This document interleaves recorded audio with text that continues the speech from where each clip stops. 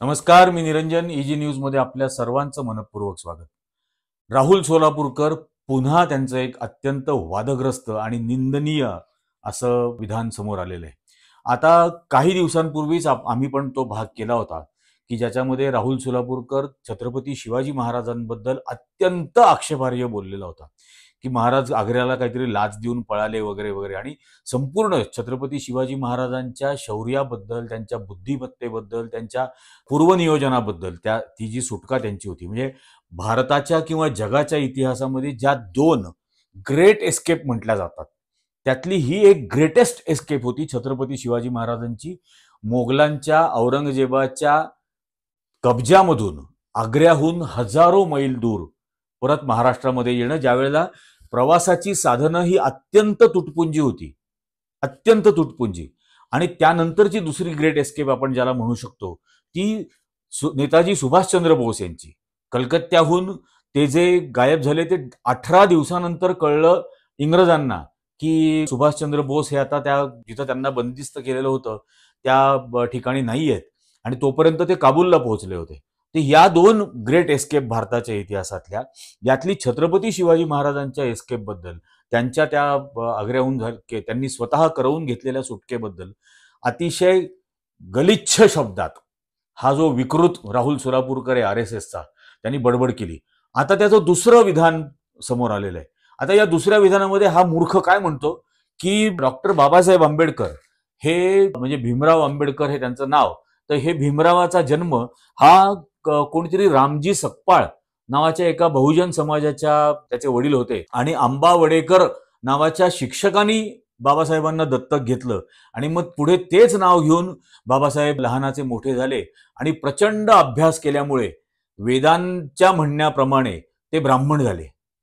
म्हणजे या बेशरमपणाला, हा जो RSSचा सतत अजेंडा असतो अप्रोप्रिएशन करणं, तर या अप्रोप्रिएट करण्यासाठी म्हणून इतक्या खालच्या थरावरती यायचं की जन्मदात्या आईबापांचं सुद्धा अस्तित्व नाकारायचं, आणि ते सुद्धा बाबासाहेब आंबेडकरांसारख्या व्यक्तीबद्दल. त्याच्या आधी झालं छत्रपती शिवाजी महाराजांबद्दल. आणि ही एक सततची परंपरा या नालायक RSSच्या सगळ्याच लो IQ बुलडोजर ज्यांना मी म्हणतो त्यांच्या अजेंड्यावरची ही आपल्याला बघायला मिळते. तुम्ही बघा, म्हणजे काही दिवसांपूर्वी, म्हणजे काही वर्षांपूर्वी तो नगरचा एक श्रीपाद छिंदम, तो काहीतरी छत्रपती शिवाजी महाराजांबद्दल घाणेरडा आक्षेपार्ह बोलला. त्याच्यानंतर महाराष्ट्राचा राज्यपाल राहिलेला भगतसिंग कोश्यारी, पुन्हा RSSचा, म्हणजे तो जन्मभर काळी टोपी घालून राहतो संघाची, इतका कडवट RSSचा माणूस महाराष्ट्राचा राज्यपाल झाला. त्यांनी अत्यंत अश्लाघ्य भाषेमध्ये छत्रपती शिवाजी महाराजांबद्दल बडबड केली.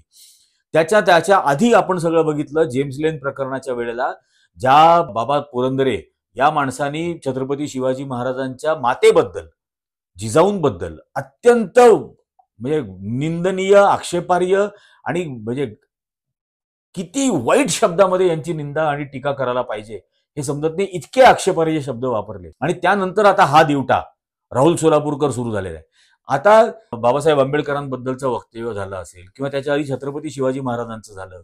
भगतसिंग कोश्यारींनी आधी, आपल्याला माहिती आहे की महात्मा फुले आणि सावित्रीमाईंबद्दल अत्यंत अश्लील भाषेमध्ये त्यांनी बडबड केलेली होती. हा जो सततचा प्रयत्न आहे, आणि मग अशा वेळेला छत्रपती शिवाजी महाराजांचा अपमान होतो त्यावेळेला अदरवाईज हिंदू हिंदू हिंदू म्हणून जे फार धिंगाणे घालत असतात त्यांच्यापैकी कोणाचं सुद्धा थोबाड उचकटत नाही, एकाचंही थोबाड उचकटत नाही. तो मनोहर कुलकर्णी सांगलीचा, त्याचंही त्यावेळेला थोबाड उचकटत नाही ज्यावेळेला छत्रपती शिवाजी महाराजांचा अपमान होतो. बाबासाहेब आंबेडकरांचा अपमान झाल्यानंतर आपण परभणीची घटना बघितली. परभणीमध्ये ज्यावेळेला संविधानाच्या प्रास्ताविकेची आणि संविधानाची विटंबना करण्याचा प्रकार झाला, त्यावेळेला पोलिसांनी, म्हणजे शासनाने या आंबेडकरी समुदायाबद्दल कशी वर्तणूक केली, म्हणजे अमानुष मारहाण, गुरासारखं मारहाण केलं. महिलांना केलं, लोकांना केलं, पुरुषांना, लहान मुलांना, तरुणांना, सगळ्यांना अमानुष मारहाण केली. घरात घुसून घुसून मारहाण केली की हे यांनी निषेधासाठी म्हणून आवाज उठवू नये. आणि त्या सोमनाथ सूर्यवंशीचा तर कस्टडीमध्ये खून केला गेला. इतकं सर्व होऊन सुद्धा आता पुन्हा या राहुल सोलापूरकरचं हे घाणेरडं वक्तव्य बाबासाहेबांबद्दलचं बाहेर येतं. आणि ही, म्हणजे हा जो दिवटा आहे याची काय पार्श्वभूमी आहे तुम्ही विचार करा की हा RSSचा आहे हे वारंवार याच्या प्रोफाईलवरती पण यांनी म्हटलं. राष्ट्रीय स्वयंसेवक संघाचा हा आहे.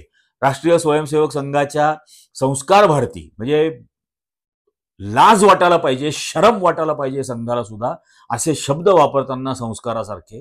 संस्कार भारती नावाच्या संस्थेचा हा पदाधिकारी असतो. हा संघाच्या वेगवेगळ्या कार्यक्रमांमध्ये भाग घेत असतो. याच्याबद्दल लिहिलं जातं हा संघाचा आहे म्हणून. आणि हा राहुल सोलापूरकर इतकी घाणेरडी बडबड करतो. याला शासनातर्फे त्याच भांडारकर प्राच्यविद्या संशोधन संस्थेवरती याची नेमणूक केली जाते. यांनी या देवट्याने याच्या आयुष्यात काय संशोधन केलंय? कुठल्याही संशोधनाची पार्श्वभूमी नसताना त्याच प्राच्यविद्या भांडारकरच्या संस्थेवरती याची नेमणूक केली जाते. ज्या भांडारकर प्राच्यविद्या संस्थेवरती मराठा समाजाच्या तरुणांनी हल्ला केला होता जेम्स लेनचं पुस्तक आल्यानंतर, त्या ठिकाणी आता जेम्स लेनचं पुस्तक आल्यानंतर त्या ठिकाणी हल्ला केला. तो हल्ला करणं योग्य का अयोग्य होतं वगैरे याच्याबद्दल बऱ्याच जणांनी त्याच्यानंतर चर्चा केल्या. प्रश्न हा आहे की जिथून छत्रपती शिवाजी महाराजांबद्दल अत्यंत आक्षेपार्ह आणि त्यांच्या जिजाऊंबद्दल मातेबद्दल अत्यंत आक्षेपार्ह असं बोललं जातं, तिथं संघाचाच राहुल सोलापूरकरची नेमणूक कशाच्या आधारावर केली गेली होती? नंतर हे ज्या वेळेला सगळी त्याच्यावरचे आक्षेप समोर आले, छत्रपती शिवाजी महाराजांबद्दलचं विधान समोर आल्यानंतर, त्यावेळेला या राहुल सोलापूरकरनी तिथं राजीनामा दिला आणि त्याचा राजीनामा स्वीकारला गेला. याच्याही आधी आपल्याला माहिती आहे हा आता लोकसभा आणि विधानसभा निवडणुकांमध्ये भारतीय जनता पक्षाचा स्टार प्रचारक म्हणून काम करत होता. काय सामाजिक आयुष्यामध्ये या देवट्याचं कर्तृत्व काय? काहीही नाही. हा भाजपचा प्रचार करत होता. हा मोदींच्या स्टेजवरती वेळोवेळी उपस्थित राहत होता. यांनी एका ठिकाणी भाषण करताना म्हणजे बिंडोकपणाचा कळस किती असू शकतो. आपल्याला सर्वांना माहिती आहे की कोविडची ज्या वेळेला साथ आलेली होती आणि त्या कोविडच्या काळामध्ये लॉकडाऊन झालं 21 मार्चला. 22 मार्चला ज्या वेळेला नरेंद्र मोदी या एका अमानवी प्राण्यानी देशभरातल्या लोकांना थाळ्या वाजवायला सांगितलं, टाळ्या वाजवायला सांगितलं, गॅलरीमध्ये येऊन लोक मूर्खासारखे त्या थाळ्या आणि टाळ्या वाजवत होते. याचं स्पष्टीकरण याच्याबद्दल ज्या वेळेला नरेंद्र मोदी या अमानवी व्यक्तीबद्दल टीका झाली की हा कुठला वैज्ञानिक दृष्टिकोन, एका आलेल्या महामारीचा सामना करण्याच्या ऐवजी वैद्यकीय दृष्टिकोनातून सामना करण्याच्या ऐवजी शास्त्रीय बुद्धिमत्तेने याचा सामना करण्याच्या ऐवजी हा येडा टिनपाट लोकांना टाळ्या आणि थाळ्या काय वाजवायला लावतोय, अशी जेव्हा टीका झाली तेव्हा या मूर्खांनी राहुल सोलापूरकरनी त्याचं स्पष्टीकरण देताना असं सांगितलं की 22 मार्चला संध्याकाळी 5:05 मुहूर्त होता. कशाचा मुहूर्त होता? तर रामलल्लांची मूर्ती राम मंदिरामध्ये नेऊन ठेवण्याचा मुहूर्त होता. आणि योगी आदित्यनाथ डोक्यावरती रामाची मूर्ती घेऊन संध्याकाळी 5:05 22 मार्चला हे राम मंदिरामध्ये रामलल्लाची मूर्ती घेऊन गेले आणि त्याचा काही उत्सव होऊ शकत नाही, ते साजरं होऊ शकत नाही. म्हणून मोदींनी देशभरातल्या लोकांना सांगितलं की गॅलरीमध्ये येऊन टाळ्या आणि थाळ्या वाजवा. बिंडोक म्हणजे खेटरांनी झोडायला पाहिजे अशा वक्तव्याबद्दल. 22 मार्चला योगी आदित्यनाथ हा अजय बिस्त खरं नाव असलेला माणूस, हे सगळे दांभिक डुप्लिकेट नावं वापरतात. हा अजय बिस्त योगी आदित्यनाथ हा 22 मार्चला संध्याकाळी 5:05 लॉकडाऊन झालेलं असताना त्याच्या नसलेल्या डोक्यावरती रामाची मूर्ती घेऊन राम मंदिरात चालला होता. त्याला तर अटक केली पाहिजे. कोविडच्या सगळ्या या लॉकडाऊनचा भंग केल्याबद्दल तुरुंगात टाकायला पाहिजे. आणि त्याच्याबद्दल मी ही गोष्ट कोविडच्या आचारसंहितेचा कसा भंग केला योगी आदित्यनाथनी हे एका खऱ्या अर्थाने लक्षात घेतलं पाहिजे. तर त्यावेळेला हा म्हणतो देशाने साजरं करावं म्हणून टाळ्या थाळ्या वाजवायला लावल्या. आणि आता राहुल सोलापूरकर हा म्हणजे डॉक्टर बाबासाहेब आंबेडकरांबद्दल बोलायला लागला आणि बाबासाहेब आंबेडकरांच्या जन्मदात्यांचं अस्तित्व नाकारायचं. ज्यांनी बाबासाहेबांना अत्यंत कष्टाने लहानाचं मोठं केलं, शिक्षण द्यायला सुरुवात केली, शिक्षण दिलं, त्यांचं अस्तित्व हा मनुष्य नाकारतोय. माझी महाराष्ट्रातल्या सर्व दर्शकांना विनंती आहे, यवतमाळमध्ये ऑलरेडी ॲडव्होकेट सीमा तेलंग आहेत, त्यांनी पोलीस कंप्लेंट नोंदवलेली आहे. महाराष्ट्रातल्या सर्व जिल्ह्यांमध्ये, महाराष्ट्रातल्या सर्व तालुक्यांमध्ये 36च्या 36 जिल्ह्यातले जेवढे 300-350 तालुके आहेत सर्वच्या सर्व ठिकाणी या राहुल सोलापूरकरच्या विरोधामध्ये पोलीस कंप्लेंट झाली पाहिजे. झालीच पाहिजे. आणि ज्या वेळेला याला 36 न्यायालयांमध्ये 300 न्यायालयांमध्ये फिरावं लागेल, नाचावं लागेल, तेव्हा याची मस्ती उतरेल.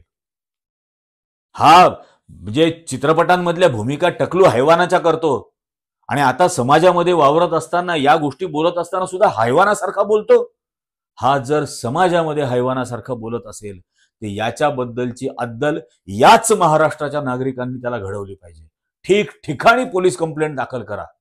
नुसतं माफीवर सुटणार नाही. माफी मागताना सुद्धा हा भामटा असं बोलला की छत्रपती शिवाजी महाराजांच्या सुटकेबद्दल बोलत असताना लाच हा शब्द मी वापरला, त्या शब्दाबद्दल लोकांचा आक्षेप आहे, त्यामुळे या शब्दाच्या वापराबद्दल मी माफी मागतो.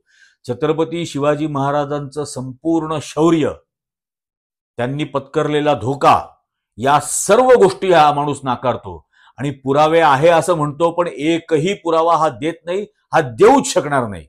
आणि म्हणून याला आता न्यायालयाच्या पायऱ्या चढवायलाच लावल्या पाहिजे.